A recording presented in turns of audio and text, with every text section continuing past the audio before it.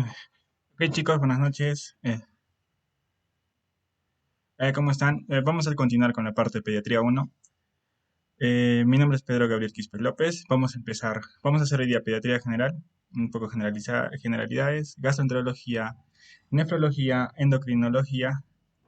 Bueno, la otra semana vamos a hacer los siguientes capítulos. Bueno, solo lo más rentable, ¿no? De en base a temas puntuales que siempre vienen en AM de salud y residentado médico.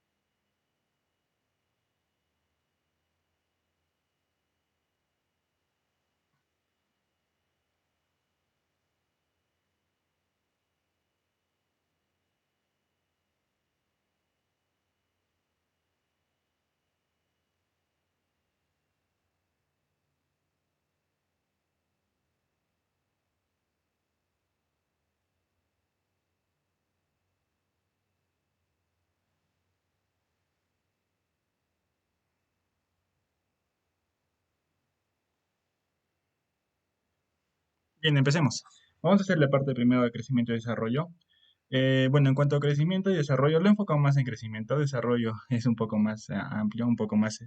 Y vamos a repasarlo junto con la fase de preguntas.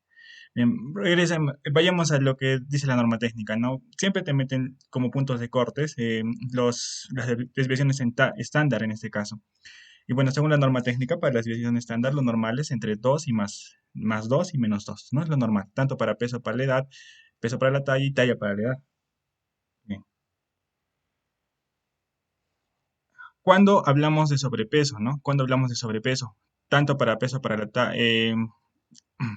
peso para la edad como peso para la talla, es más de dos desviaciones estándar, ¿no? Más de dos desviaciones estándar.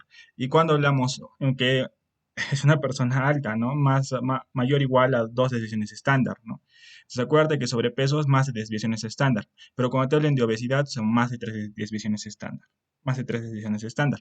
En cuanto a desnutrición, recordemos que el peso para la edad solo te va a dar el peso o la desnutrición global, ¿no? La forma global, ¿no? El peso para la talla es para la forma aguda y el talla para la edad para la forma crónica. En cuanto a una desviación estándar entre menos 2 y menos 3, nos considera una desnutrición aguda y una talla baja para talla para la edad, ¿no? Y un menos 3, una desnutrición severa, ¿no? Menos 3, una desnutrición severa. Bien, puntos importantes, ¿no? De peso y talla, que siempre se pregunta, ¿no? El recién nacido pierde 10% del peso al nacer, en la primera semana, ¿no? Y lo recupera a los 10 días. El peso esto es muy importante porque se ha preguntado en el ENAM y en salud. Duplica el peso al quinto mes, ¿no? Duplica el peso al quinto mes. Triplica el peso al primer año y cuadruplica al segundo año, ¿no? Y la talla en el primer año aumenta el 50% de la talla al nacer y duplica la talla de nacimiento a los 4 años, ¿no? A los 4 años. Bien. Ahí es importante tener en cuenta estas fórmulas. La que más ha venido es esta acá, ¿no? Entre 1 y 2 años, edad por 2 más 8 para el peso, ¿no? En menores de un año, edad más 9 sobre 2, ¿no? Y en peso en niño entre 7 y 12 años, edad en años por 7 menos 5 sobre 2, ¿no? Es importante ir repasando estas fórmulas porque siempre te preguntan, ¿no? Las preguntas. Y las fórmulas al nacer, como habíamos dicho, 50 centímetros al nacer. Y al primer año es el 50% al nacer, entonces sería 75 centímetros, ¿no? La fórmula, solo hay una fórmula, lo bueno para el detalle es entre 2 y 12 años, la edad en años por 6 más 77, ¿no? Más 77. Entonces es importante tener en cuenta, sobre todo esta fórmula de acá, porque es la que más ha venido, la del medio, pero vamos a repasarla más adelante en lo que es los bancos de preguntas. Bien. Vamos a relacionar.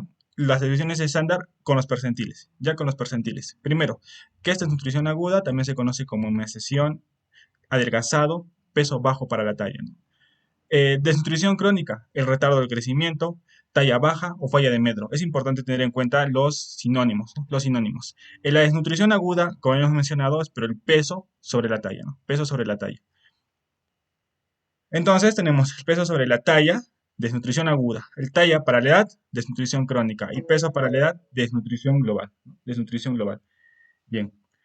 Cuando hablamos en percentiles, cuando hablamos una desnutrición aguda, menos del percentil 3, ¿no? Menos del percentil 3. Pero para las desviaciones estándar son dos desviaciones estándar. Y cuando hablamos de desnutrición crónica, o retardo del crecimiento, o falla, o talla baja, o falla de medro, es menos del 95 perdón, menos de dos desviaciones estándar y menos de 3 percentiles, ¿no? Menos de 3 percentiles.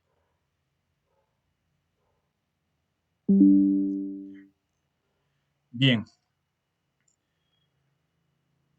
Ya. Ya. Antes de hacer esto, eso de acá que viene el 90% es basado, ¿no? Es una fórmula que se hace, ¿no? Es una fórmula que se hace basada en el peso ideal con el peso actual, ¿no? Con el peso actual. Cuando hablamos de nutrición aguda, bueno, es menos del 90%, ¿no? De esta fórmula. Y cuando hablamos de nutrición crónica es menos del 95%. Acá lo vamos a ver, ¿no? Por ejemplo, este niño de 3 años, claro, este niño de 3 años tiene una talla de 88. Tiene una talla de 88, ¿no? Bueno, acá no se ve bien, ¿no? No se ve bien. Pero el P50, que es el verde de acá, está en 96%. ¿Qué es lo que vamos a hacer? Vamos a hacer una regla de 3 simple, ¿no? 88 entre 96 sale 91.6, ¿no? Y esto lo multiplicamos por el 100%, ¿no? Por el 100%. Y es la forma en la cual vamos a resolver estas preguntas. No es una simple regla de 3 simple, que es tu peso actual, ¿no? Tu peso actual, ¿ya? Es tu peso actual, es tu peso actual sobre tu peso ideal, ¿no? Sobre tu peso ideal. Este peso ideal es el P50, ¿no? En este caso es el P50. Y esto todo por el 100%, ¿no? Por el 100%. Por el 100%. Y es donde va a salir este porcentaje de acá que hemos mencionado, ¿no? Es acá, ¿no? 90%. Cuando hablamos de nutrición aguda es menos del 90%, pero cuando hablamos de nutrición crónica es menos del 95%, ¿ya? Menos del 95% y para desnutrición aguda menos del 90%. Acuérdate esos tres valores porque te pueden preguntar, ¿no? Cuando hablamos de una desnutrición aguda, en porcentajes es menos del 90%, en desviaciones estándar menos de dos desviaciones estándar y en percentiles es menos del tercer percentil. Cuando hablamos de nutrición crónica o talla baja, que se mide con el talla para la edad, ¿no? Es menos del 95%, menos de dos divisiones estándar y menos del tercer percentil para estos casos. Es importante tener en cuenta. Y esto sale de acá, ¿no? Te van a dar una talla y te van a dar un peso, ¿no? Entonces, es su peso actual sobre su peso ideal. Este peso ideal es el P50, sobre todo, el P50. El P50. Y esto lo multiplicas por el 100%, porque tienes ahí en porcentajes, ¿no? Y esto te va a dar, ¿no? Y no salió acá, ya. Y bueno, entonces la desnutrición leve, vamos a verlo acá, no ha salido.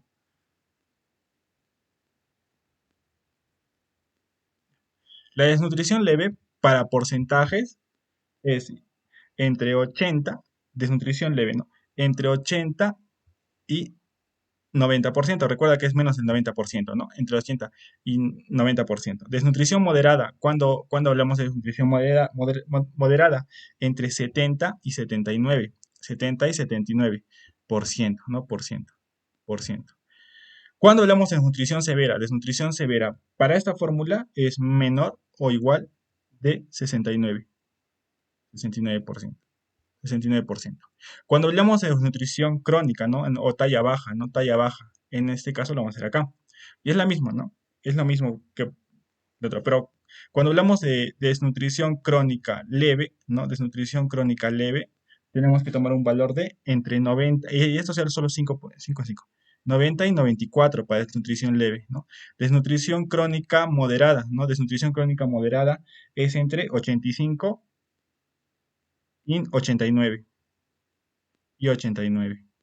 Y desnutrición crónica severa es entre 80, perdón, es entre menos o igual a 84, ¿no? Menor o igual a 84, 84.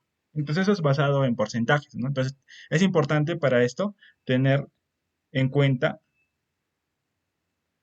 primero, la talla actual, te tienen que dar el peso ideal o la talla ideal, no, el P50 y a partir de eso vas a hallar, ¿no? Entonces si es una desnutrición crónica aguda, perdón, leve entre 80 y 90%, si es una desnutrición moderada entre 70 y 79, y si es una desnutrición severa, menos del 69%. Igual para la talla crónica, para la talla baja o desnutrición crónica, ¿no? Entre 90 y 94%, la forma leve, moderada entre 85 y 89 y la forma severa menos de 84, ¿no? Menos de 84. Y bueno, acá como ven es un 91.6, ¿no? Es una desnutrición crónica leve, ¿no? Desnutrición crónica leve. Para acá, ¿no? Para acá. Estaría en este caso, en este rango de acá. En cuanto a desnutrición, ¿no? Bueno, la desnutrición severa. La desnutrición severa, como habíamos visto, es menos del 69%, ¿no? Para el peso.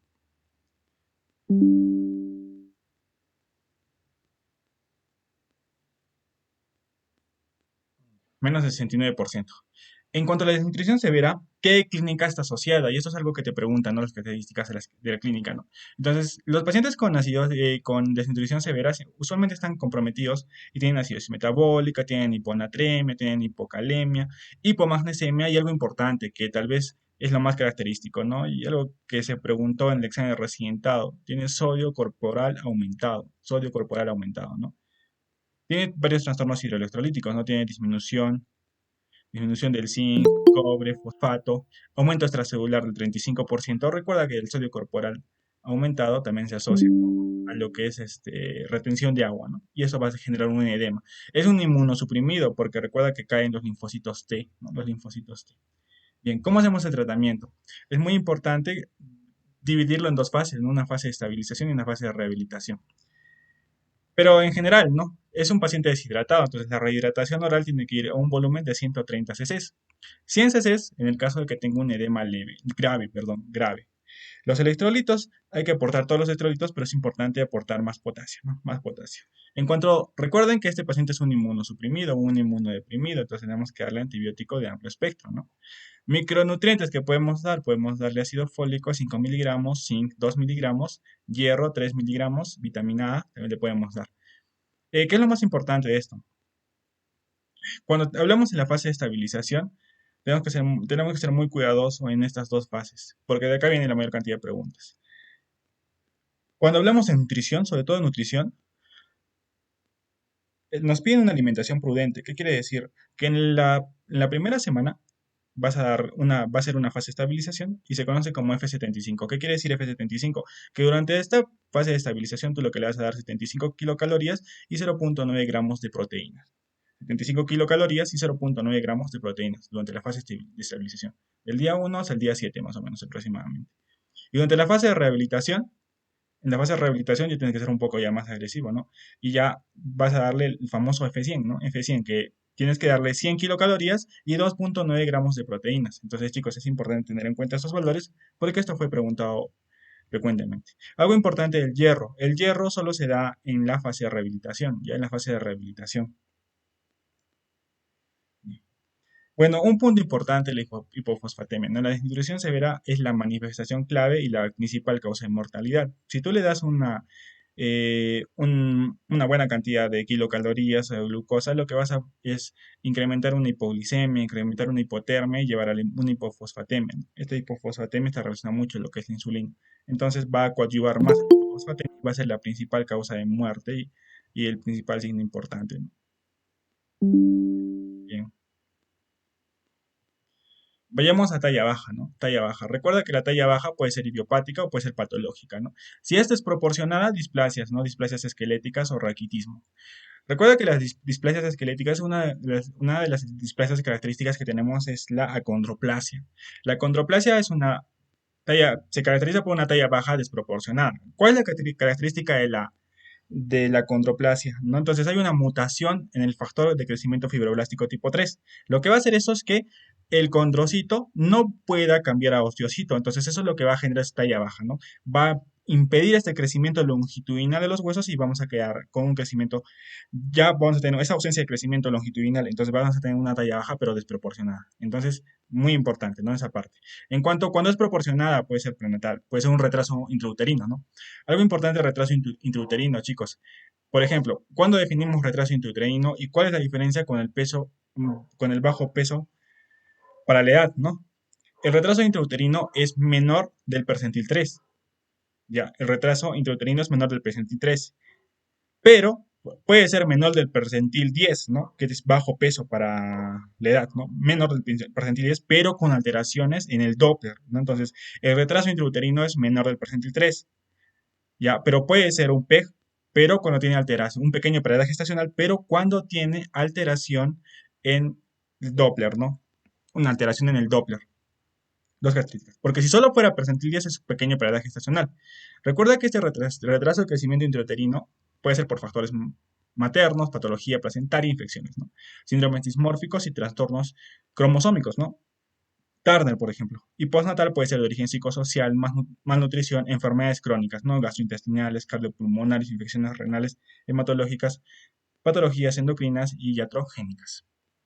Lo más importante y lo que más he preguntado es esto, ¿no? Retardo de crecimiento, retardo constitucional de crecimiento, ¿no? Es una desaceleración en la infancia, ¿no? Es normal, ¿no? Una velocidad de crecimiento constante durante la niñez. Pero ¿qué es lo importante? Que el paciente también ha sufrido lo mismo, ¿no? Ha tenido un antecedente familiar positivo, ¿no? Ese paciente también ha tenido un retardo constitucional. Pero ¿cuál es la característica tal vez más importante, ¿no? La edad ósea. La edad ósea está disminuida sobre la edad cronológica, ¿no? La edad ósea. Y algo importante, la edad de pubertad también se retrasa. Y la talla final es normal, ¿no? Y la talla final es normal, es lo más importante, ¿no? A diferencia de la talla baja familiar, ¿no? La talla baja familiar recuerda que es igual, ¿no? Desaceleración en la infancia, velocidad de crecimiento constante, pero ¿qué te van a decir? Familiares de talla baja, ¿no? Familiares de talla baja. La edad ósea es menor, es igual, perdón, la edad ósea es igual a la edad cronológica. Y la edad en la pubertad va a ser normal, ¿no? La edad en la pubertad va a ser normal. La talla final va a ser baja, es lo más importante, ¿no? Va a ser baja. Acuérdate estos dos valores importantes, ¿no? Esto acá, la edad cronológica, el antecedente familiar y la edad puberal, ¿no? La pubertad se retrasa. A diferencia de la talla baja familiar, ¿no? Que los familiares son de talla baja. La edad ósea es igual a la edad cronológica, ¿no? Y la edad puberal es normal y la talla final va a ser baja, va a ser baja. Y sin cuanto a talla baja. Bien, lactancia materna. ¿Qué es lo más importante de la lactancia materna? ¿No? Entonces, tenemos que saber diferenciar entre la lactancia, entre la leche materna, la leche artificial y la leche, perdón, la leche materna, la leche de vaca y el calostro, ¿no? Recuerda que el calostro es predominante en la primera semana, ¿no? En los 5 días es principalmente el calostro, ¿no? Entre 5 y 14 días se llama transición y más de 14 días ya es la leche madura, ¿no?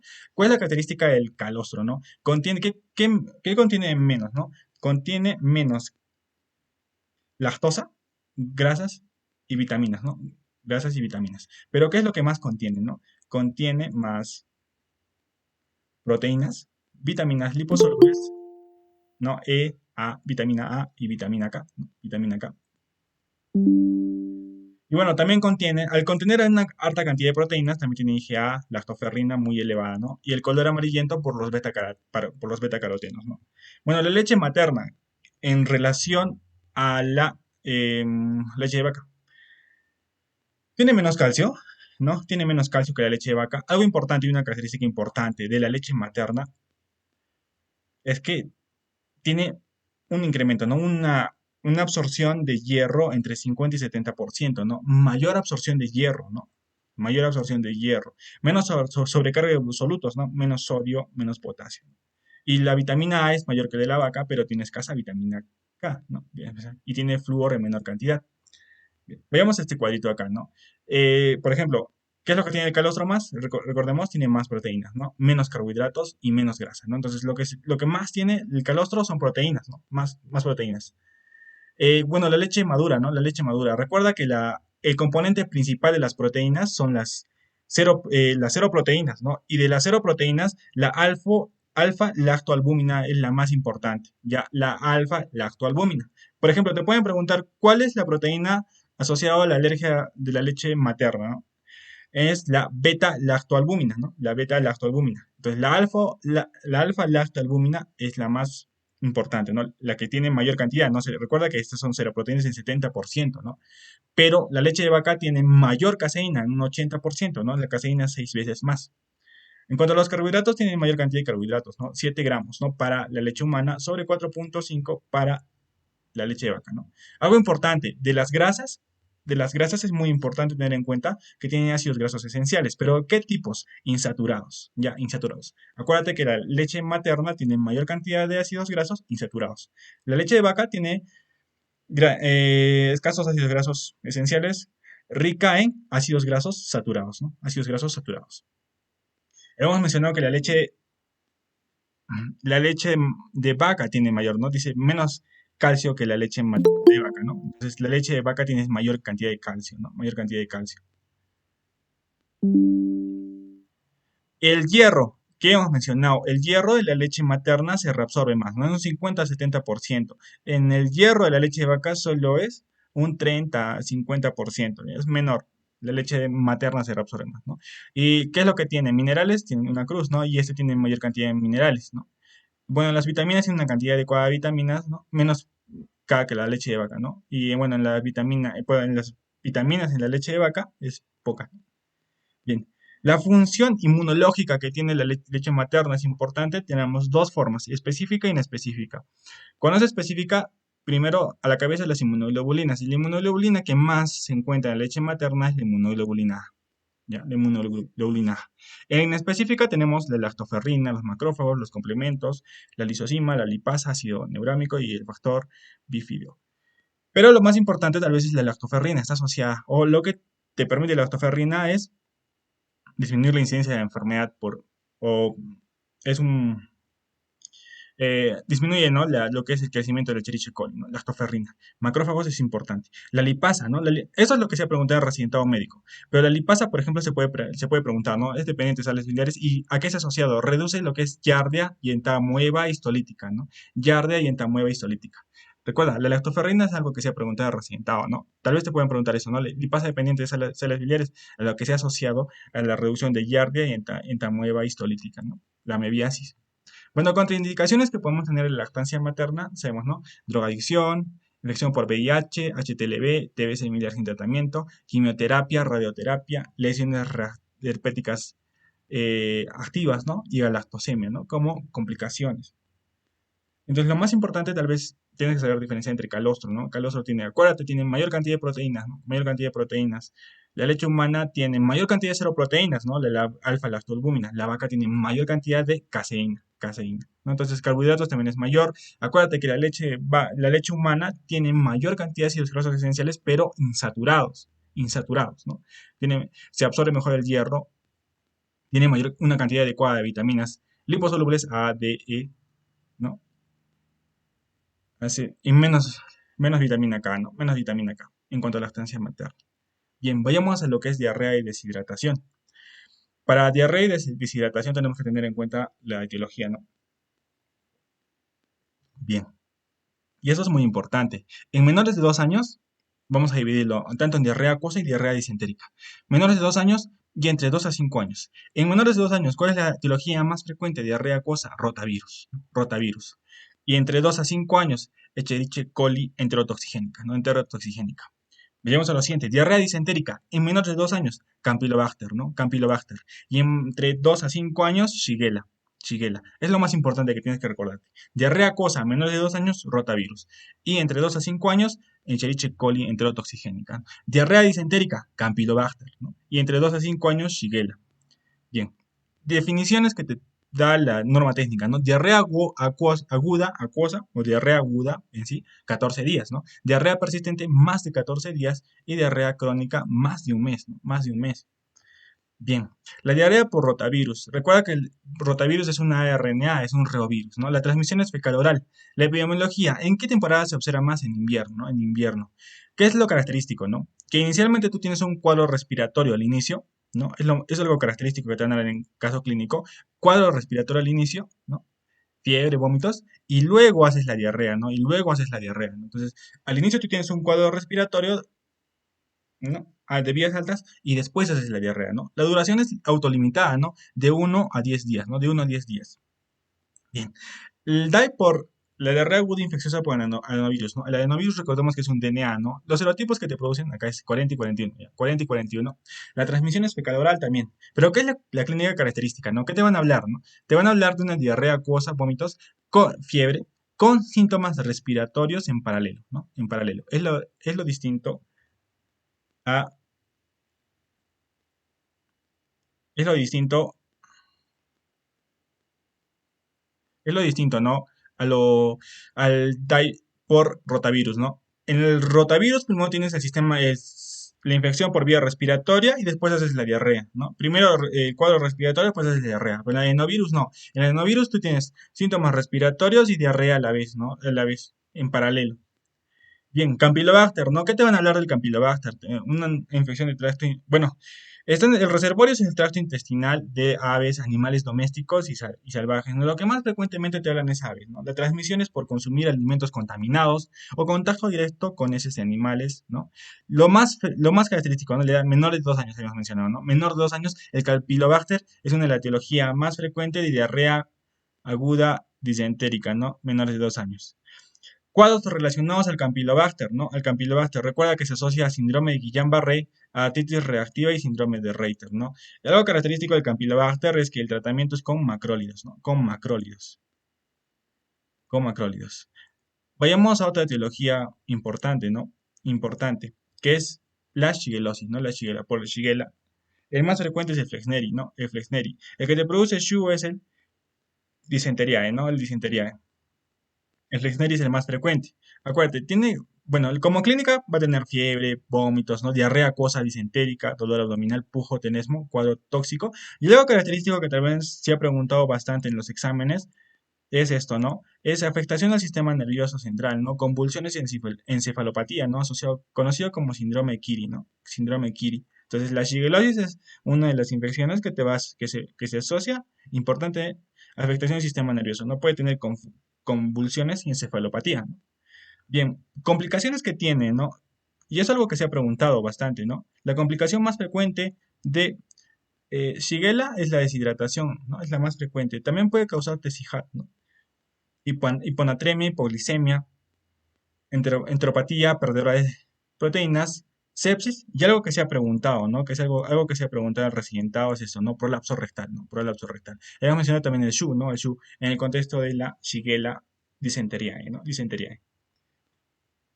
Bien, cuando hablamos de deshidratación, recuerda que tu norma técnica te pone esto, ¿no? Cómo examinar un paciente con deshidratación. Recuerda que tienes 6 signos, ¿no? 6 signos, ¿no? Estado de conciencia, ojos, boca, lágrimas, sed y signo del pliegue, ¿no? Signo del pliegue. Importante. ¿Cuáles son los que te van a dar, te van a identificar la forma severa, ¿no? Deshidratación severa? Uno, estado de conciencia, sed y signo del pliegue, ¿no? Y signo del pliegue. Tres cosas, acuérdate, estado de conciencia, sed y signo del pliegue. Para que tú digas que es una enfermedad o una deshidratación severa, basta con uno de los tres, ¿no? Basta con uno de los tres. Ahora, ¿cómo haces una deshidratación leve, no? Una deshidratación leve es menos de dos, ¿no? Menos de dos. Cuando tú tienes una deshidratación moderada son más de 2 signos, ¿no? Más de 2 signos, pero ninguno de los clásicos, ¿no? Y acá son más de 2 signos, pero mayor o igual a un signo, pero severo, ¿no? Pero de la forma severa que te he dicho. Esto de conciencia, sed y signo del pliegue, ¿no? Otro de los signos que también se ve, ¿no? Son los ojos, ¿no? Los ojos, ¿no? Si el hundimiento de los ojos, ¿no? Cómo están hundidos la boca y la lengua y cómo están las lágrimas, ¿no? Cómo están las lágrimas, importante. Ahora, algo que se ha preguntado bastante y que me he olvidado proponerlo, ¿no? ¿Cuándo hablamos de shock, ¿no? ¿Cuándo hablamos de shock, ¿no? Usualmente lo que te dicen es que hay una disminución de los ruidos, ¿no? De los ruidos, ¿no? De los ruidos cardíacos. De los ruidos cardíacos, ¿no? La disminución de los ruidos cardíacos se asocia frecuentemente a lo que es shock, ¿no? Disminución de ruidos cardíacos. Bien, veamos. Basado en esto, si es un paciente sin deshidratación, entonces hacemos el plan A, ¿no? Y el plan A es el tratamiento en casa, ¿no?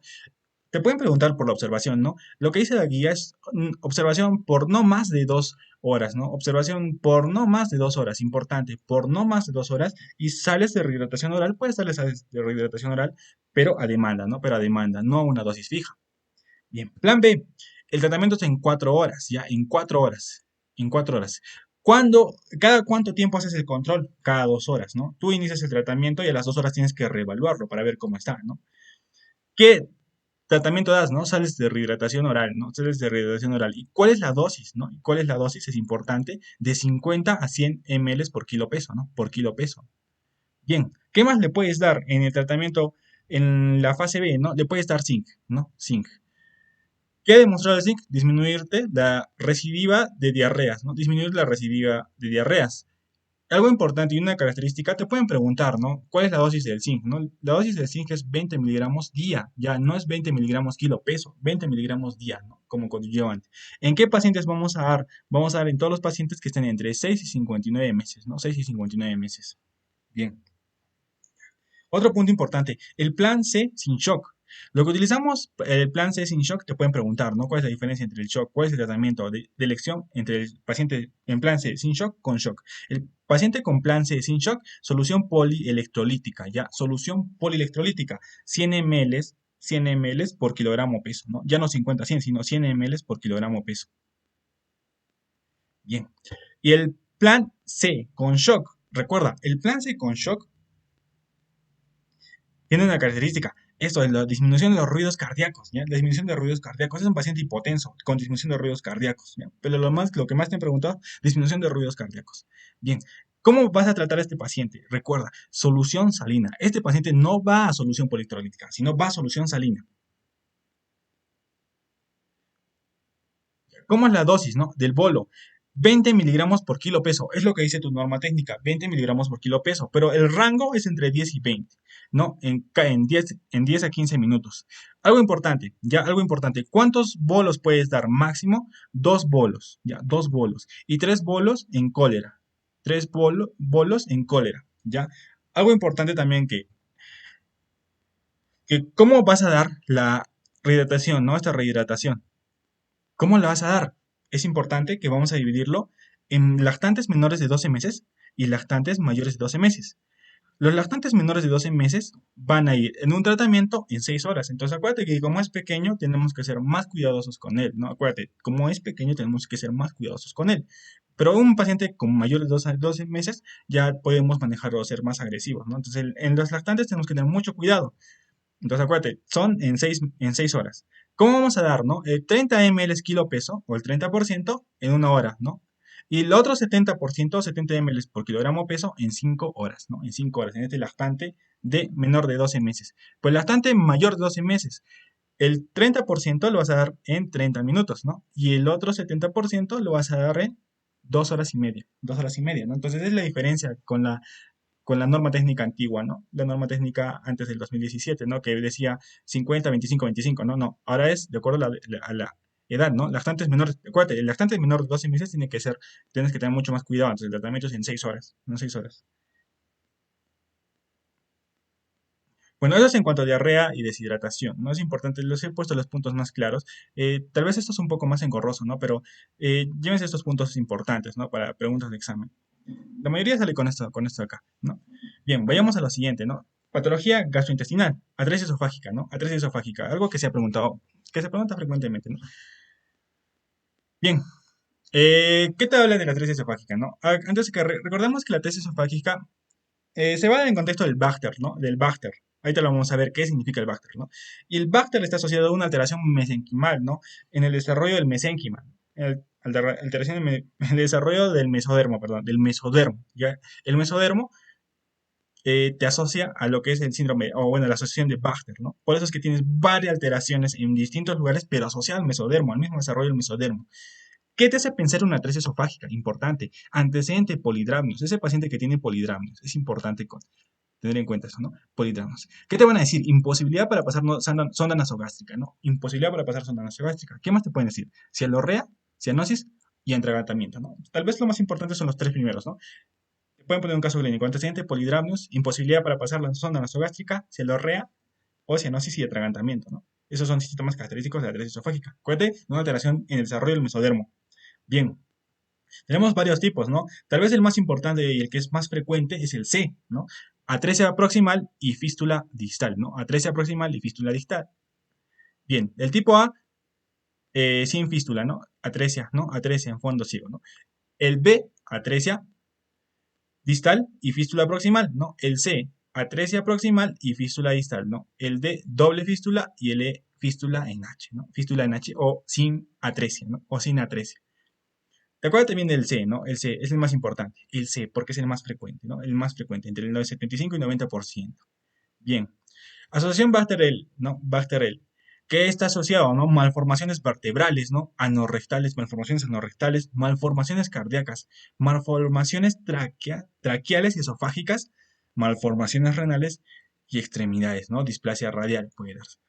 Entonces, acuérdate que la atresia esofágica se da por una alteración en el desarrollo del mesodermo, ¿no? Y eso te puede dar en el contexto de una asociación de Bacter estos síntomas, ¿no? Malformaciones vertebrales, anorrectales, cardíacas, traqueales esofágicas, renales y extremidades. Algo importante, te pueden preguntar en los casos clínicos, ¿no? Si tú tienes un paciente con estos síntomas, pero tiene distensión abdominal, piensa en una fístula distal, ¿no? Fístula distal, cuando tienes estos síntomas característicos, a la vez tienes distensión abdominal. Pero si tú tienes un paciente con abdomen excavado, lo más probable, y estos síntomas característicos, lo más probable es que haya ausencia de fístula distal. ¿Ante quién estaríamos? ¿No? Bien, estaríamos ante la forma A, ante la forma B, ¿no? Ante la A y B, ¿no? Ausencia de fístula distal, ¿no? Abdomen excavado, ¿no? Abdomen excavado, pero te dan estos síntomas, ¿no? Fístula proximal, importante, la fístula proximal, todo lo que tiene fístula proximal se asocia a aspiraciones frecuentes, ¿no? Aspiraciones frecuentes. Tanto el B, el D y el E, ¿no? Fístulas frecuentes. Entonces acuérdate bien estos síntomas característicos y acuérdate que el C se asocia, o el tipo C te hablan de distensión abdominal porque tiene una fístula distal, ¿no? Fístula distal.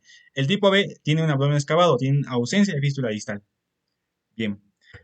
Algo importante, el tratamiento. ¿Cómo hacemos el tratamiento? Tenemos que cerrar esta fístula, ¿no? Entonces, el tratamiento quirúrgico es ligar la fístula, resección de la anastomosis, término terminal, ¿no? Algo importante que tal vez te puedan preguntar. Esos pacientes con fístula le hacemos una toracotomía posterolateral derecha. ¿Por qué? Recuerda que el lado izquierdo está la aorta, ¿no? Entonces, al ser un recién nacido, es muy difícil diferenciar la aorta de otras estructuras como el esófago. Entonces puedes clampar el esófago, no, perdón, la aorta y puedes complicar, ¿no? Al recién nacido, ¿no? Y es muy mortal, ¿no? Es muy mortal. Entonces, toracotomía posterolateral derecha. Te pueden preguntar, ¿no? El tratamiento postquirúrgico tiene que estar en decúbito prono y alimentación a las 48 horas, ¿no? A las 48 horas, importante. Complicaciones, algo que se ha preguntado en los MIR, ¿no? ¿Qué complicaciones están asociadas a la atresia esofágica, ¿no? A la atresia esofágica. Importante, ¿no? El ERGE es la complicación más frecuente, ¿no? El ERGE es la complicación más frecuente. Recuerda, pregunta de MIR. Fístula de anastomosis recidiva de la fístula traqueoesofágica o estenosis esofágica o traqueomalacia, ¿no? O traqueomalacia. Bien. Asociación, bueno, es la atresia esofágica, ¿no? Acuérdate estos síntomas, acuérdate que el C es el más frecuente, acuérdate el tratamiento toracotomía posterolateral derecha y las complicaciones, el ERGE es la complicación más frecuente. Bien, vayamos a estenosis pilórica, ¿no? Recuerda que la estenosis pilórica está asociada al uso en gestantes de eritromicina, ¿no? Eritromicina, ¿no? Pero la forma más frecuente también es idiopática. Bien, la clínica, ¿qué te van a decir, no? Presenta vómito no bilioso en proyectil, ¿no? En proyectil. Bueno, el examen que podemos encontrar, ¿no? Una masa firme móvil de 2 centímetros en forma de oliva, ¿no? En epigastrio. Y tal vez lo más importante de la estenosis pilórica es esto, ¿no? Todo paciente con estenosis pilórica usualmente se presenta luego de las 2 semanas, ¿no?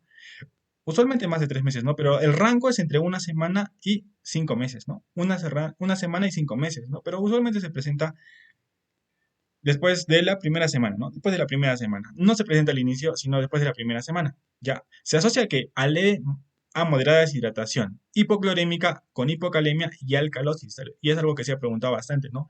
El paciente con estenosis pilórica, cuál es la complicación que encuentra, ¿no? Una acidosis, perdón, una alcalosis, hipocalemia e hipoclorémica, ¿no? Hipoclorémica. Bien, ¿cómo hacemos el diagnóstico? ¿Cuál es la forma más importante? Es clínico, pero tal vez lo que más nos da el diagnóstico es la ecografía, es el mejor test, ¿no? ¿Y qué es lo que vamos a buscar en la ecografía? ¿No? Vamos a buscar, primero, el grosor, del músculo pilórico y luego la longitudinal, ¿no? La longitud del músculo pilórico, ¿no? La longitud del músculo pilórico. Entonces, el grosor, si es más de 3 centímetros, es muy sugerente de estenosis pilórica. Pero si la longitud del canal es más de 15 milímetros, también es muy sugestiva de estenosis pilórica. Entonces, acuérdate, la clínica. La clínica se manifiesta después de la primera semana, o algunos dicen segunda semana o tercera semana, ¿no? Entonces, el vómito no bilioso en proyectil, ¿no? Lo que vas a encontrar es una masa firme, móvil, ¿no? A 2 centímetros en forma de oliva en el epigastrio. La forma de presentación no, perdón, la forma de diagnóstico de la ecografía es el mejor test, ¿no? Acuérdate, el músculo pilórico más de 3 centímetros y la longitud del canal del píloro mayor o igual a 15 milímetros, ¿no? Mayor o igual a 15 milímetros, ¿no? Entonces, lo que encontramos es un píloro alargado y engrosado en la ecografía abdominal, ¿no? Acuérdate esos dos valores, importante. La complicación que tenemos es la alcalosis hipoclorémica con hipocalemia, ¿no? Alcalosis hipoclorémica con hipocalemia. Bien, el tratamiento es con rehidratación y corrección hidroelectrolítica y es algo importante que te pueden preguntar es la piloromiotomía de Ramsted, ¿no? Ramsted. Piloromiotomía de Ramsted. Bien, esa es la piloromiotomía de Ramsted, ¿no? Ramsted. Acá está, no debe estar. Ramsted. Bien, vayamos al siguiente, divertículo de Meckel, ¿no? Divertículo de Meckel. El divertículo de Meckel se da por la persistencia del conducto onfalomesentérico. Es la anomalía más frecuente del intestino delgado, ¿no? Es la anomalía más frecuente del tubo digestivo también. Bien. En cuanto a la localización, recuerda que está a 50-75 centímetros de la válvula ileocecal, ¿no? En el borde antimesentérico, ¿no? En el borde antimesentérico. Bien. Vemos acá, ¿no? Acá vemos en la imagen, ¿no? En el borde antimesentérico, ¿no? En el borde antimesentérico. Bien. Puede presentar dos islotes de tejido ectópico dentro del divertículo de Meckel y el más frecuente es el gástrico, ¿no? Y también podemos encontrar el pancreático, ¿no? Tanto dos tipos de mucosa, ¿no? Gástrica y pancreática. Bien. La clínica solo se produce en el 4% de pacientes, ¿no? La mayor cantidad la mayoría de pacientes con divertículo de Meckel son asintomáticos, pero si te preguntan los síntomas, tal vez lo más frecuente o la forma de presentación más frecuente es la hemorragia rectal indolora intermitente, ¿no? La hemorragia rectal indolora intermitente. Puede producir anemia, pero la pérdida de sangre es autolimitada, ¿no? Puede producir obstrucción, intususcepción, ¿no? Intususcepción. Puede producir diverticulitis y algo importante, ¿no? La hernia de Litré, ¿no? La hernia de Litré. El divertículo contenido en una hernia inguinal indirecta, ¿no? Una hernia inguinal indirecta, conocido como la hernia de Litré, ¿no? El divertículo contenido en una hernia inguinal indirecta. Bien, ¿cómo hacemos el diagnóstico? Ya, el diagnóstico es clínico, pero también podemos hacer con radionucleótido scan, ¿no? Radionucleótido scan, una gammagrafía, ¿no? TC, ¿no? TC que podemos realizar, ¿no? TC que podemos, radionucleótido scan. El tratamiento es quirúrgico, ¿no? En estos dos casos. El tratamiento es quirúrgico. Entonces, acuérdate, es por persistencia del conducto onfalomesentérico. Se localiza en el borde antimesentérico. Tienen dos tejidos estópicos, islotes de tejido gástrico y pancreático, ¿no? La clínica solo es el 4% de pacientes, ¿no?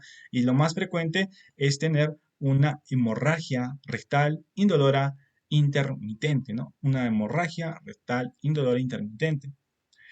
Porque si fuera una hemorragia rectal dolora, con dolor, pensarías en lo opuesto, ¿no? Invaginación o intususcepción, ¿no? Invaginación o intususcepción. Pero cuando es indolora, piensa primero en divertículo de Meckel, ¿no? Divertículo de Meckel. Bien, no te olvides de hernia de Litré, divertículo contenido en una hernia inguinal indirecta. Bien, enfermedad de Hirschsprung, ¿no? Enfermedad de Hirschsprung. La enfermedad de Hirschsprung es por una aplasia total del parasimpático intramural, ¿no? Tanto el plexo mientérico de Meissner y de Auerbach, ¿no? Con simultánea de hipertrofia del parasimpático extramural. Bien, la enfermedad de Hirschsprung está asociada, no es más frecuente en varones, suele ser esporádica, pero es importante tener en cuenta, el 10% de pacientes está asociado al gen RET, ¿no? Al gen RET, ¿no? Ubicado en el brazo corto, ¿no? Del cromosoma 10, ¿no? 10-11. El cromosoma 10. Entonces, acuérdate, es más frecuente, suele ser más esporádico, pero el 10% está asociado al gen RET, ¿no? Al gen RET. Asociado al síndrome de Down, ¿no? Y la localización más frecuente es de recto y sigma, ¿no? La localización más frecuente es de recto y sigma. De recto y sigma. Bien, la clínica. Síntomas usualmente presentes al nacimiento. Es importante esto. Síntomas presentes al nacimiento. ¿Ya? Porque hay otra enfermedad que es la constipación, ¿no? La constipación, que no se presenta al nacimiento, ¿no? Sino se presenta después de los 2 años, ¿no? Después de los 2 años. ¿Qué características más tiene la enfermedad de Hirschsprung? A diferencia de la perdón, la constipación, ¿no? La constipación. Uno, importante, el retraso de el contenido del meconio, ¿no? El retraso de eliminación del meconio, ya el retraso de eliminación del meconio. Otro, estreñimiento intermitente, ¿no? Es variable de acuerdo a la localización. Y algo importante, eventual retraso del crecimiento, ¿no? Eventual retraso del crecimiento. Ya es el paciente, uno, enfermedad de Hirschsprung, tiene estreñimiento, tiene retraso del meconio, pero todos los síntomas están presentes al nacimiento, es lo más importante. El diagnóstico, ¿cómo podemos hacer el diagnóstico? Le hacemos tacto rectal, ¿no? Le hacemos tacto rectal. ¿Qué es lo que vamos a encontrar en el tacto rectal? Ampolla rectal libre, ¿no? Ampolla rectal libre. Lo que vamos a encontrar también podemos hacer un enema opaco, y si es que hay un tramo afectado, encontramos, ¿no? Un enema opaco, ¿no? Opaco. Otro que podemos encontrar es o lo que podemos realizar es una manometría anorrectal, una manometría anorrectal.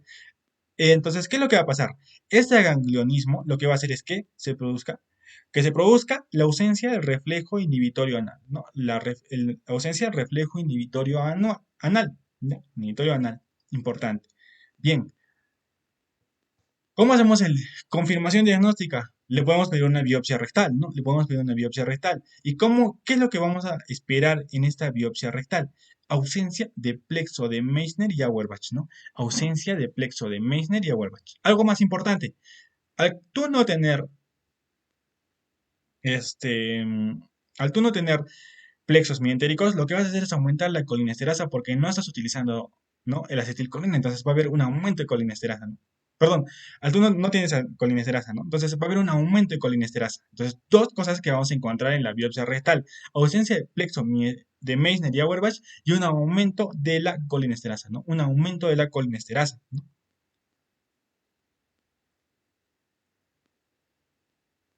Bien. El tratamiento, ¿cómo es el tratamiento? Podemos hacer enemas repetidos, ¿no? Podemos hacer colonostomía en el primer intento, ¿no? Pero el tratamiento definitivo lo tenemos que hacer entre 13 a 12 meses, ¿no? De 13 a 12, a los 13 a 12 meses, ¿no? La regresión completa del segmento gangliónico, ¿no? Entonces, va en varias fases el tratamiento de la enfermedad de Hirschsprung. Primero hacemos una colostomía, después hacemos un tratamiento definitivo de 3 a 12 meses, ¿no? De 3 a 12 meses.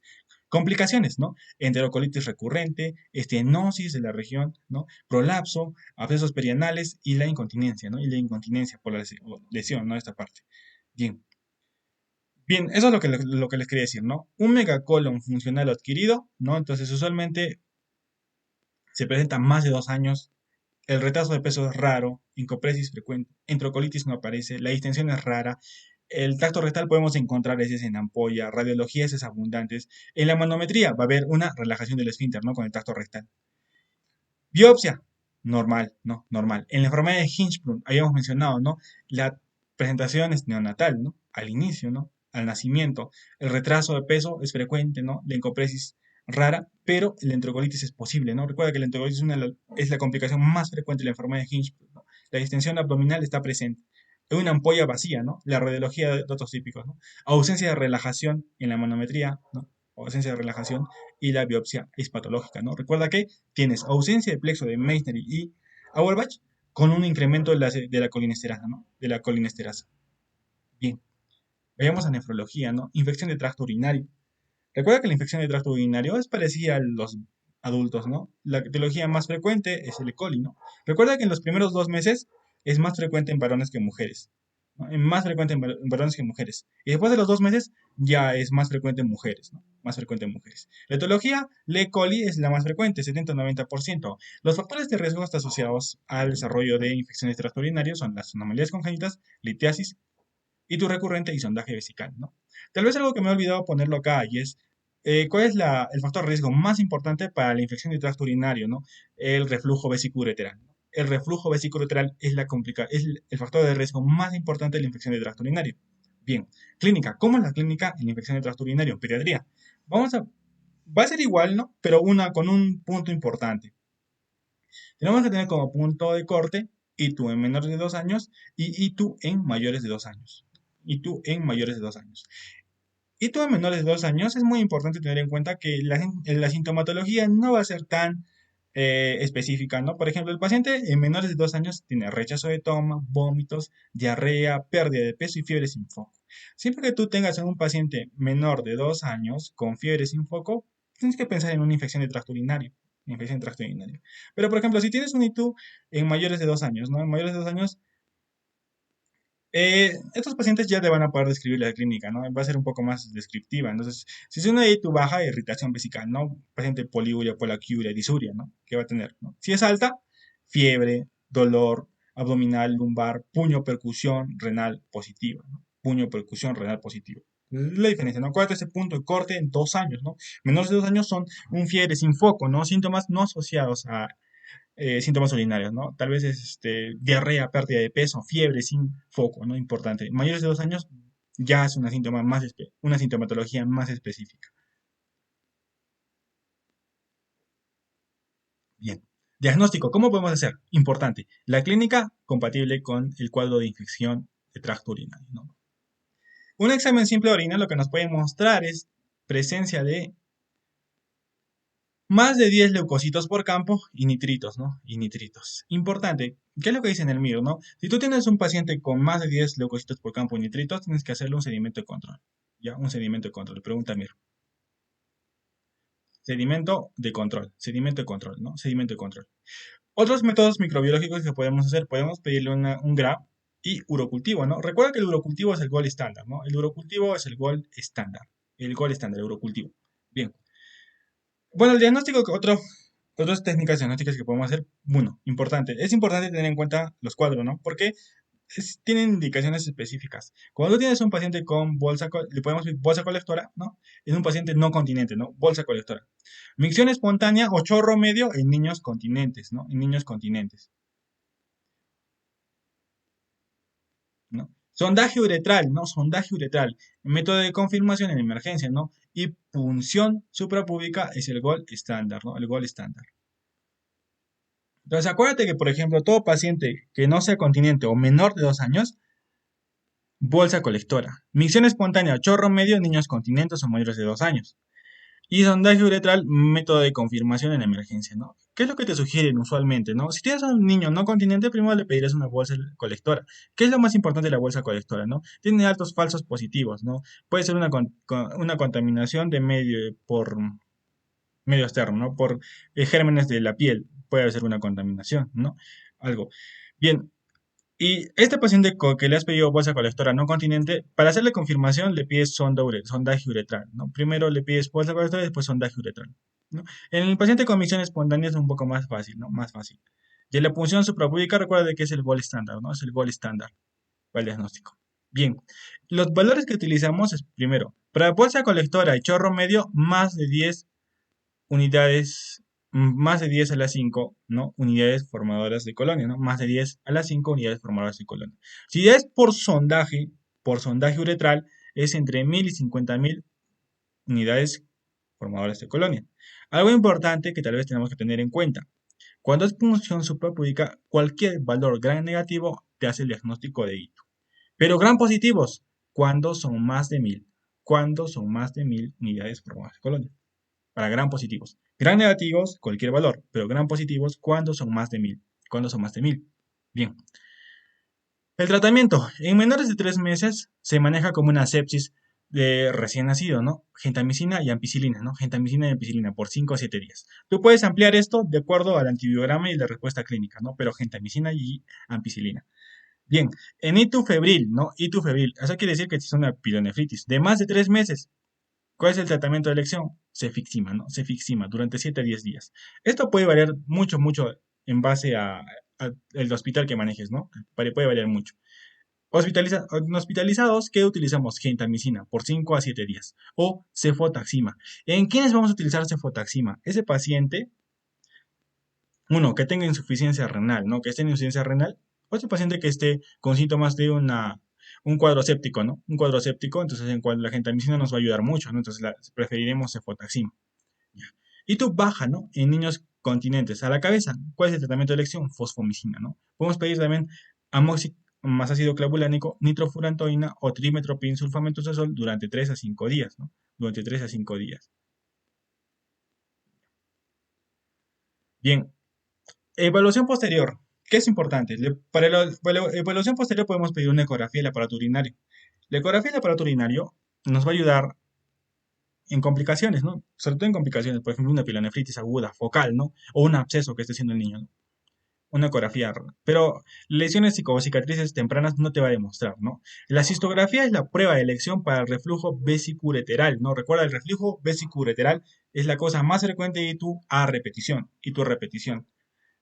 Entonces, ¿qué le pedimos? Cistografía, ¿no? Gamografía renal es elección para evaluar cicatrices, ¿no? Cicatrices renales. Pero ¿dentro de cuánto tiempo se recomienda la gamografía? Entre 4 a 6 meses, ¿ya? Entre 4 a 6 meses. Para que nosotros tengamos bueno, la prueba tenga una buena sensibilidad, ¿no? Para la gamografía. Pero recuerda, es elección para cicatrices renales. Bien. Entonces, si tú tienes una cistitis, pides cultivo, ¿no? Y si es negativo, revalúas con el diagnóstico, ¿no? Y si es un cultivo positivo, vas a dar terapia oral. Recuerda, fosfomicina a la cabeza. Puede ser también amoxicilina más ácido clavulánico o puedes darle nitrofurantoína. Bien, la profilaxis. Ese paciente que tenga itus a repetición, puedes darle profilaxis, ¿no? Entonces, en menores de 2 meses, cefalexina más amoxicilina y en mayores de 12 meses, trimetoprim sulfametosazol o nitrofurantoína. Pero esto es como profilaxis, ¿ya? Como profilaxis. Bien. Algo importante, bueno, vayamos a pielonefritis, ¿ya? En toda pielonefritis complicada, antibióticos intravenosos, ¿no? Revalúas a 48 horas. Si en las 48 horas no hay respuesta, cambias, ¿no? Un espectro más ampliado. Pero si es que no, si es que hay una respuesta, antibiótico-terapia por vía oral por 10 días y después va a su ecografía y hacia su cistografía. Pero si no es complicada, el tratamiento puede ser ambulatorio primero o le darás una dosis de antibiótico endovenoso y después lo mandas a su casa con vía oral, pero tienes que reevaluarlo, sí, a las 48 horas, ¿no? A las 48 horas. O incluso 24 horas. Es lo más importante. Ya, es lo más importante. Pero si no es complicado, ¿no? Si no es complicado y está en una pielonefritis. Bien, eso es lo más importante. Bien, entre 1 y 5 años, ya, entre 1 y 5 años o menores de 5 años, siempre van con ecografía y cistografía, ¿no? Sí, ecografía y cistografía y pueden ir a terapia supresora. Pero en mayores de 5 años, ultrasonografía más cistografía, ¿no? ¿En quiénes? Importante, en cuadros a repetición y tú a repetición, ¿no? Y tú a repetición. Entonces, en menores de 5 años, en menores con ITU, menores de 5 años, su ecografía o su cistografía, ¿no? Y tu terapia supresora. Pero en mayores de 5 años, siempre y cuando sea una ITU a repetición. ITU a repetición. ¿En quiénes más le vas a pedir ecografía más histografía? En este paciente. Todo paciente que haga itufebril o todo paciente que haga pielonefritis tiene que ir a tratamiento. Entonces, dos indicaciones para hacer estos tratamientos, ¿no? Para evaluación posterior, ultrasonografía y citografía. Uno, este paciente que tenga menos de 5 años y otro, este paciente que tenga pielonefritis, ¿no? Pero en mayores de 5 años, siempre y cuando tenga itus a repetición, ¿no? Itus a repetición. Ese es el manejo en cuanto a pielonefritis, ¿no? Y, bien, vayamos al siguiente, síndrome hemolítico urémico, ¿no? Recuerda que tenemos dos, ¿no? Síndrome hemolítico típico, atípico, pero la última definición te habla de primarios y secundarios, ¿no? Pero la definición clásica de síndrome hemolítico en general se caracteriza por la tríada clásica, ¿no? Anemia microangiopática, trombocitopenia, insuficiencia renal, ¿no? Anemia microangiopática, trombocitopenia e insuficiencia renal. La etiología se da por Lescherichia coli o 157H7, ¿no? O la Shigella, ¿no? O la Shigella. Recuerda que la ingestión de toxina Shiga lo que va a hacer es una colonización intestinal y lesiones endotelial y respuesta del huésped, ¿no? Va a causar diarrea, ¿no? Va a haber también liberación de factores bacterianos a la circulación. Estos se van a unir al GB3, ¿no? Del endotelio, ¿no? Al GB3. Y este complejo va a provocar un bloqueo de transcripción de ARN y síntesis proteica. Y eso lo que va a causar es daño de endotelial y muerte celular, ¿no? A la vez, eso se va a unir también a las plaquetas y a los neutrófilos, ¿no? Va a activación de leucocitos y liberación de proteasas. Y va a causar daño endotelial y muerte celular. Bien, algo importante, o una clínica característica del síndrome urémico hemolítico este, típico es es la diarrea disentérica, ¿no? Es la diarrea disentérica. La diarrea disentérica al inicio, ¿no? Y 5 a 10 días después va a ser el síndrome característico, ¿no? 5 a 10 días después va a ser palidez, irritabilidad, debilidad y oliguria, ¿no? Entonces, siempre te van a hablar de un caso clínico de un paciente que inicialmente tiene diarrea y de 5 días después va a desarrollar palidez, irritabilidad, debilidad y oliguria. En el, en el contexto del síndrome hemolítico urémico, acá es atípico, me salió mal. Atípico, la etiología es, uno, disregulación, acá está mal, disregulación del sistema del complemento, ¿no? El complemento.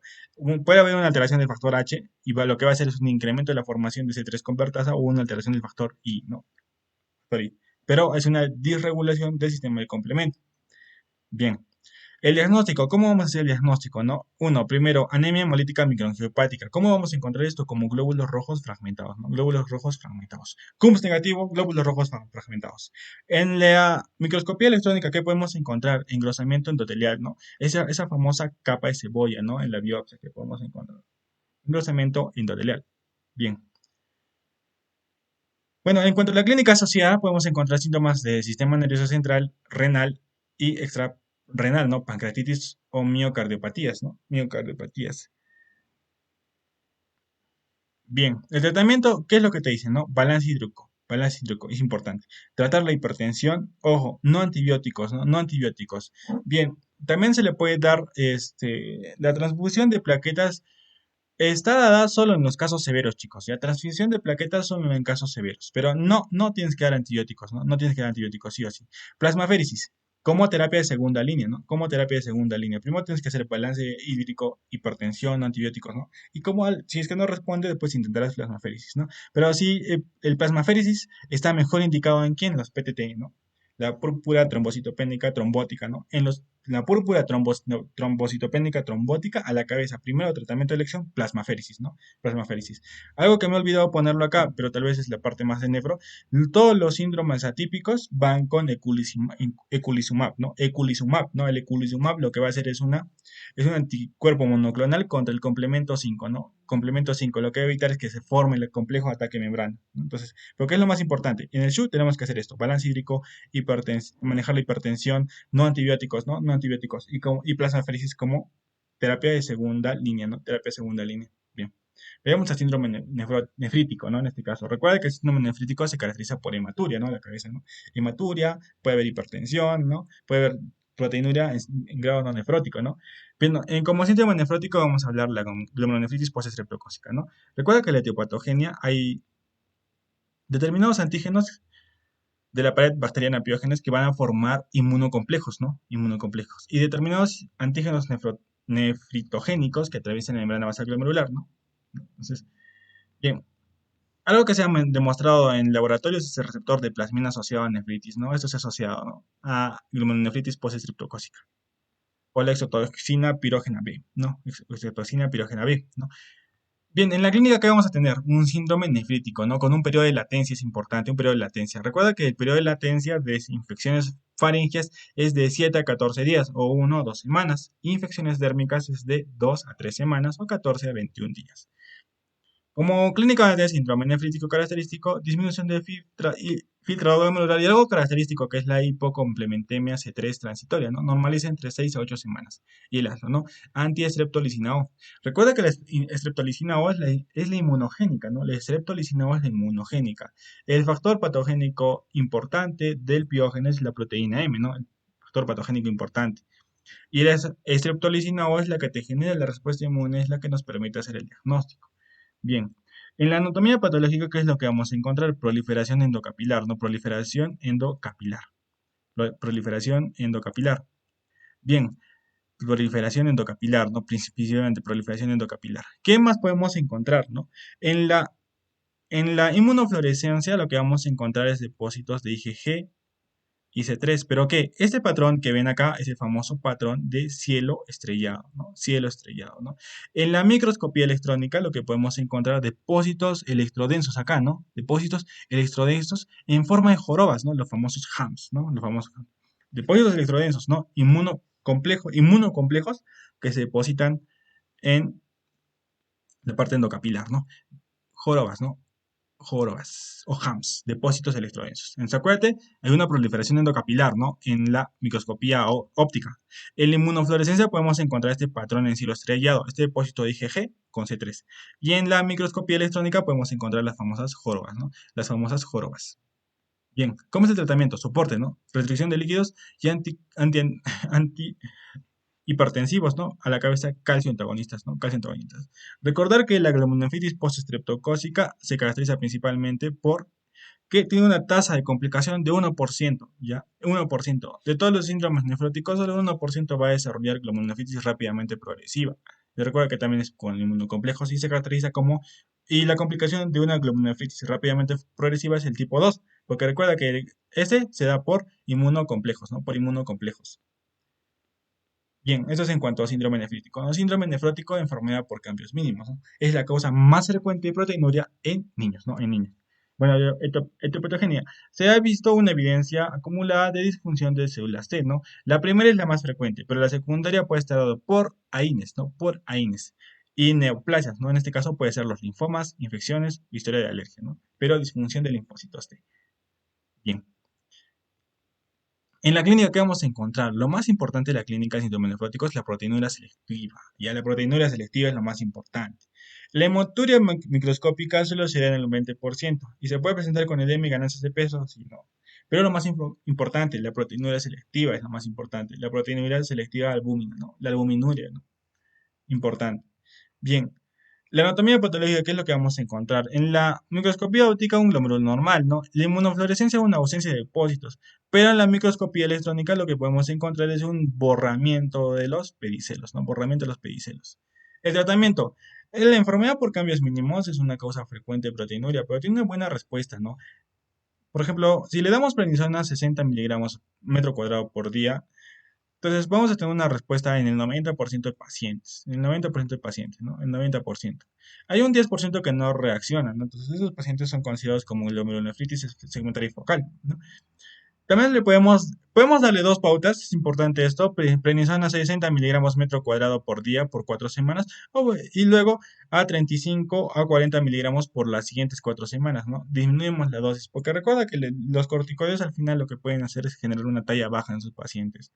Bien, ¿cuándo definimos proteinuria persistente? Cuando tienes más de 6 meses y no has logrado disminuir tu proteinuria, ¿no? Proteinuria persistente, más de 6 meses. Bien, endocrinología, bueno, es la parte ya final, ¿no? Bien, algo importante, primero tenemos que ver la escala de Tanner, ¿no? En varones. El estadio 1 es un pecho infantil, sin vello, en mujeres, perdón, primero, ¿no? Sin vello, ¿no? El estadio 2 es la presencia del botón mamario, ¿no? Es cuando se inicia el desarrollo en mujeres, no, el botón mamario, ¿no? El botón mamario, o sea, en el estadio 2 inicia lo que es el desarrollo del puberal. El vello púbico no rizado, importante, no rizado, escaso en los labios mayores, ¿no? En el estadio 3, ¿no? Hay un aumento y elevación de pecho y areola, pero no signo de doble contorno, ¿no? No signo del doble contorno. Bien, es acá. Entonces, en cuanto al estadio 3, ¿qué es lo que vamos a encontrar? Vello rizado, ¿no? Vello ya rizado, vasto, oscuro, sobre pubis, ¿no? Sobre pubis. En el estadio 4 ya hay areola, pezón elevado, ¿no? Eso es lo que se conoce como signo de doble contorno, ¿no? Signo de doble contorno, areola y pezón elevado, ¿no? Areola y pezón elevado. Vello púbico tipo adultos, ¿no? Tipo adulto, ya va hacia la parte del pubis, ¿no? Va hacia más arriba, ¿no? Tipo adulto, pero no sobre muslos, ¿no? No sobre muslos. En el estadio 5 ya el pecho adulto, areola no elevada, ¿no? Areola no elevada. Y el vello adulto, no sobre muslos, ¿no? La forma en la cual yo me acuerdo es uno, me acuerdo del 5 y del 3, ¿no? Del 3, ¿no? El 3 te acuerdas del vello rizado vasto sobre pubis, ¿no? Y el grado 5, acuérdate del muslo, ¿no? El muslo. Entonces, todo lo que es en intermedio en esos es el estadio 4, ¿no? El estadio 2, bueno, ya el botón mamario. El estadio 1 en varones, ¿no? Sin vello púbico, ¿no? Testículos y pene infantiles. El estadio 2, aumento y escrotos del escroto y testículos, ¿no? Piel del escroto enrojecida, arrugada, ¿no? Y pene infantil, ¿no? Vello púbico escaso en base de pene. Bien. El estadio 3, alargamiento y engrosamiento del pene, ¿no? Alargamiento y engrosamiento del pene. Y aumento de testículos, ¿no? Vello, esto es importante, vello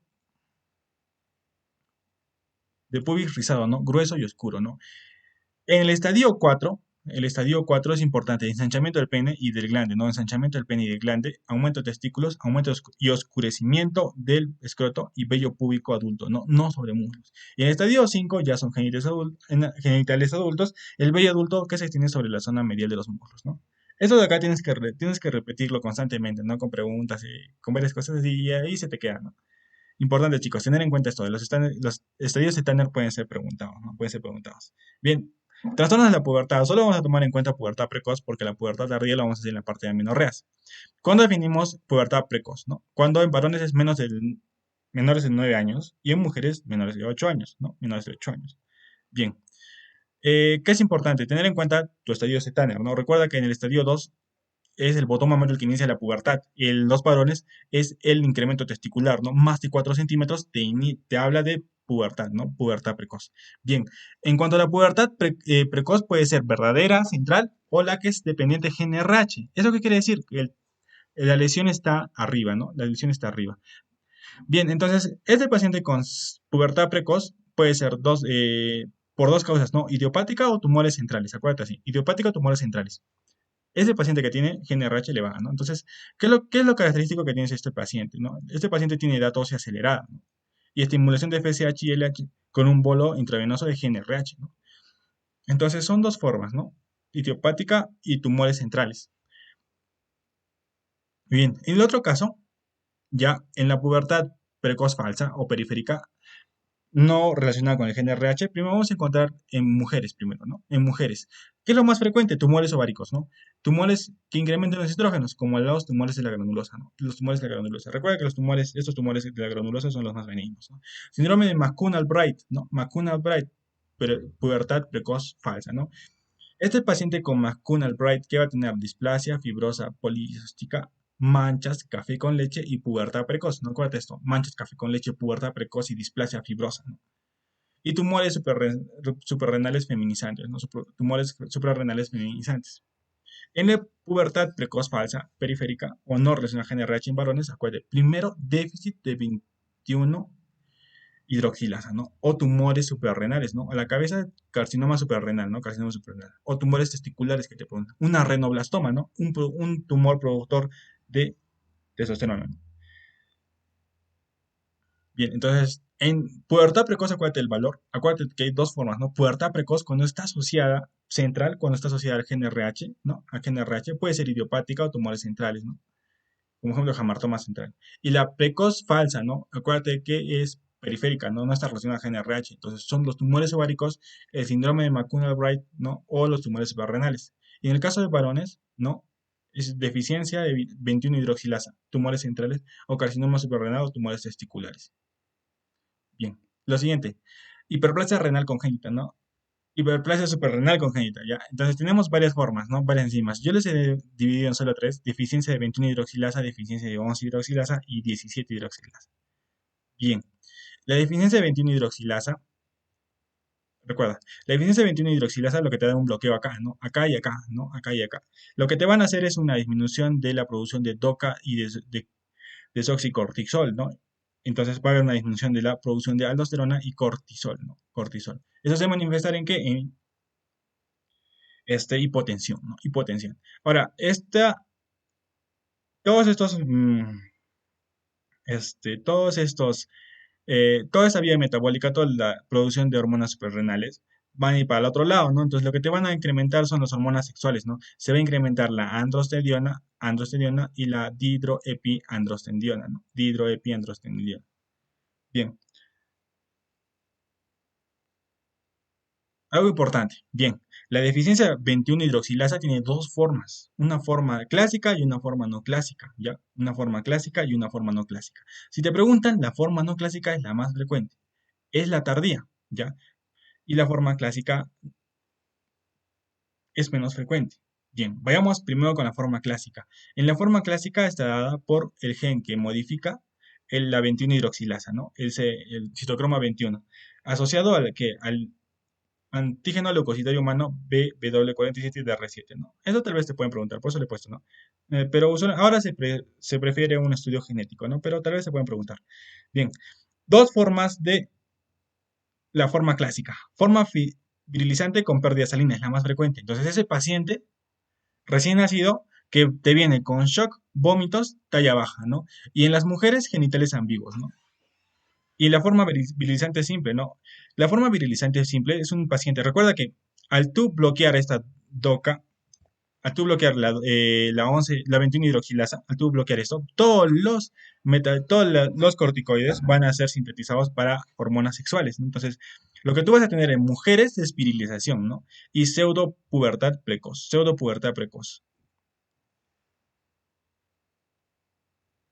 En la forma no clásica es la forma más frecuente. El gen asociado es el del está asociado antígeno leucocitario humano B14DR1, ¿no? Es de presentación tardía. ¿Qué es lo más frecuente?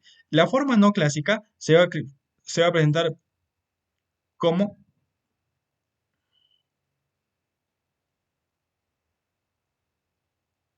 la forma no clásica se va a presentar con que pubertad precoz, acné, infertilidad, mujer con menstruación, hirsutismo, ¿no? Entonces se parece mucho a un síndrome de ovario poliquístico, ya, se parece mucho a un síndrome de ovario poliquístico. Pero tal vez lo más importante en esta paciente son los genitales externos normales, ¿no?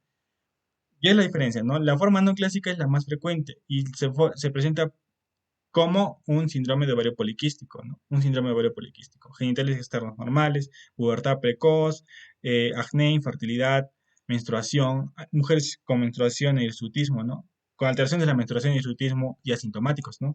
A diferencia de la forma clásica, ¿no? La forma clásica es la clínica clásica que se ha descrito, ¿no? Cuando hemos estudiado, ¿no? La deficiencia de 21 hidroxilasa, ¿no?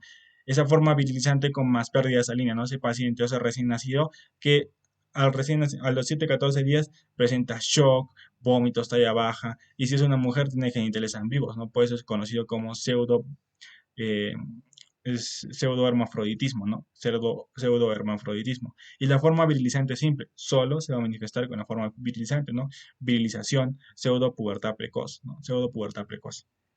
Y esos pacientes se van a manifestar con algo característico. Todos se manifiestan con hipotensión, no todos se manifiestan con hipotensión. Bueno, vayamos a la deficiencia de 11 hidroxilasa, ¿no? De la 11 beta hidroxilasa. La 11 beta hidroxilasa lo que va a hacer es una disminución también. ¿Pero qué vamos a tener? Vamos a tener incremento de desoxicorticosterona, ¿no? Desoxicorticosterona y desoxicortisol. Desoxicortisol. ¿En qué se va a traducir? La DOCA tiene actividad corticoide, ¿no? Entonces, al tener actividad como los corticoides, va a producir o puede generar hipertensión, ¿no? Entonces, recuerda que tú ya no estás tosando cortisol, ¿no? Tú no estás tosando cortisol y lo que va a hacer tu cerebro es producir o hacer un feedback positivo en el cerebro, producir ACTH y ordenar a que tu glándula suprarrenal siga produciendo hormonas suprarrenales. Entonces, como tú no tienes cortisol, pero sí tienes desoxicorticosterona, entonces la DOCA tiene actividad corticoidea. Entonces, lo que va a hacer es retención de agua, retención de sal y te va a generar hipertensión, ¿no? Hipertensión. Entonces, esto te va a traducir también con un pseudohermafroditismo femenino. ¿Por qué? Porque tú al bloquear esta vía lo que vas a generar es un incremento de las hormonas sexuales, como acá ves, ¿no? Entonces, la pregnenolona y la progesterona se van a ir a dihidroxipregnenolona y 17 hidroxiprogesterona. Y esto va a producir dehidroepiandrostenediona y androstenediona, ¿no? Entonces, esto va a producirse testosterona, ¿no? Testosterona y dihidrotestosterona. Y lo que te va a producir es un pseudo hermafroditismo masculino, un pseudo hermafroditismo masculino. En los varones es normal. ¿Por qué? Porque es normal tener testosterona, ¿no? Entonces, lo que van a tener los varones es una pubertad precoz, ¿no? Una pubertad precoz. Ya. ¿Cómo es el diagnóstico? ¿Cómo vamos a hacer el diagnóstico? Vamos a encontrar un incremento de la 17 beta hidroxiprogesterona, ¿no? Algo que me he olvidado acá. Y un incremento de la DOCA, ¿no? Un incremento de la DOCA, de la desoxicorticosterona, ¿no? Desoxicorticosterona. ¿El tratamiento con qué se va a dar? Con glucocorticoides. Recuerda que tú no tienes cortisol. Al tú no tienes cortisol, ya no haces ese feedback y se va a seguir produciendo ACTH y vas a seguir produciendo toda la desoxicorticosterona. Entonces, el tratamiento en estos pacientes, ¿con qué es? El tratamiento con estos pacientes se da con glucocorticoides y espironolactona. Glucocorticoides y espironolactona. Tienes que bloquear, ¿no? La función de esta desoxicorticosterona, ¿no? Tienes que bloquear, pues. Entonces es la diferencia, ¿no? Bien. En la deficiencia de 17 hidroxilasa, 17 alfa hidroxilasa, recuerda que es acá. Entonces, lo que tú no tienes es hormonas sexuales. pero vas a ir toda esta vía metabólica acá, ¿no? Toda la vía de progesterona, pregnenolona, progesterona, desoxicorticosterona, corticosterona y aldosterona. Entonces, ese paciente va a tener hipertensión, pero en este caso, en la deficiencia por 17 alfa hidroxilasa, ya no tiene pseudohermafroditismo masculino, sino perdón, ya no tiene pseudohermafroditismo femenino, sino tiene pseudohermafroditismo masculino, ¿no? Pseudohermafroditismo masculino. Y las mujeres es normal, porque recuerda que ya no tienes la producción ah, de hidroepiandrostenediona o androstenediona, ¿no? A pesar de que tú tengas o este paciente tenga una, una adecuada función testicular, al no tener eh, unos precursores, no se va a poder producir lo que es las hormonas sexuales. Entonces, en la deficiencia con 17-beta-hidroxilasa se manifiesta con hipertensión y pseudohermafroditismo masculino. La deficiencia de 17 alfa hidroxilasa, ¿no? 17 alfa hidroxilasa, no te olvides. Bien, el diagnóstico, ¿cómo vas a hacer? Va a haber una disminución de la 17 hidroxiprogesterona, es este metabolito de acá, ¿no? Deficiencia o una disminución de la 17 hidroxiprogesterona, ¿no? Va a haber un incremento de la DOCA, ¿no? Va a haber un incremento de la DOCA porque sigue esa vía, ¿no? Y va a haber un incremento del cortisol, ¿no? Del cortisol y de la aldosterona, ¿no? De la aldosterona. Bien, ¿cómo es el tratamiento, no? Glucocorticoides, espironolactona y estrógenos, ¿no? ¿Estrógenos para quién? Para las mujeres. ¿Por qué? Porque recuerda que la estrona se produce por estos precursores también. Entonces, en esas mujeres se tiene que dar estrógenos, ¿no? Estrógenos. Bien, algo que me había olvidado mencionar, la deficiencia 21 hidroxilasa, ¿no? La deficiencia 21 hidroxilasa se manifiesta con hipotensión. Porque recuerda que no produces ni aldosterona ni cortisol, ¿no? Ni aldosterona ni cortisol. Entonces este paciente se manifiesta con hipotensión. Lo que vamos a encontrar en el diagnóstico en los pacientes con deficiencia 21 hidroxilasa es el incremento de la 17 hidroxiprogesterona, ¿no? 17 hidroxiprogesterona. Incremento de la androstenediona, ¿no? Incremento de la androstenediona. Y los 17 cetosteroides, ¿no? Dihidroepiandrostenediona. Bueno, el tratamiento, ¿cómo vas a hacer el tratamiento? Recuerda que también no tienes cortisol, no estás haciendo ese feedback. Entonces, ¿cómo vas a hacer ese feedback? Con glucocorticoides. Recuerda que este paciente también tiene ausencia de aldosterona. Entonces, al no tener aldosterona, tienes que darle suplementos de sodio, ¿no? Suplementos de sodio. Y a la vez tienes que darle fludrocortisona, ¿no? Fludrocortisona, que es el que tiene actividad mineralocorticoidea, ¿no? Mineralocorticoidea. Entonces, eso es en cuanto a hiperplasia suprarrenal congénita, ¿no? Acuérdate de la deficiencia 21 hidroxilasa es la forma más frecuente. Y la forma clínica más frecuente es la no clásica, ¿no? La no clásica. Y la forma no clásica se caracteriza por ser una clínica característica o parecida al síndrome de ovario poliquístico, ¿no? En la forma clásica, acuérdate de la forma clásica de presentación. Es un recién nacido que tiene hipotensión, ¿no? Está en shock, pérdida salina, más forma virilizante, ¿no? Shock, vómitos con genitales ambiguos para las mujeres. Y forma virilizante simple, solo virilización, ¿no? Y la pérdida salina es más atenuada, ¿no? La más atenuada. En la deficiencia 11 hidroxilasa ya tiene dos cosas importantes. Y por hipertensión y pseudohermafroditismo femenino, ¿no? Pseudohermafroditismo femenino. En los varones es normal. Y en la 17 beta hidroxilasa es ese paciente o ese paciente, perdón, que va a tener hipertensión y pseudohermafroditismo masculino. Las mujeres son normales, ¿no? Las mujeres son normales. Tal vez en los dos, por tener hipertensión, acuérdate que das espironolactona, ¿no? Espironolactona, para bloquear la aldosterona, el efecto de la aldosterona o de la hipertensión. Bien, chicos, eso es todo. No sé si tienen alguna pregunta. Disculpe. Ok, perfecto, chicas. ¿Nadie tiene alguna pregunta?